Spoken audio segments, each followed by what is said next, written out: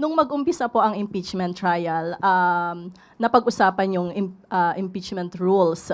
At may sinabi po si Senator Pia Cayetano na kung kailangang ng special session para pag-usapan yun, edi tawagan ninyo ang Malacanang, mukha namang very supportive ang Malacanang sa majority. Would you like to comment on that?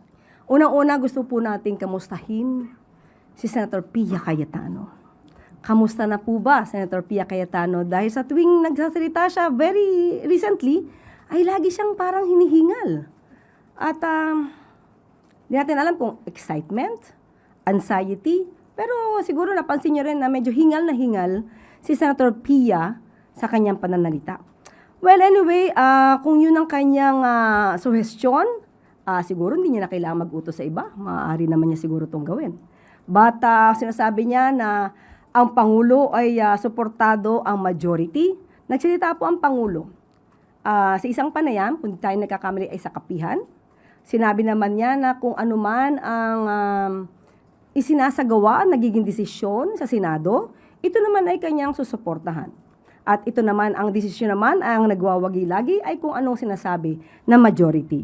So, susuportahan po ng Pangulo, unang-una po because of the separation of powers, but susuportahan po ang ginagawa ng Senado as long as those activities are within the bounds of law.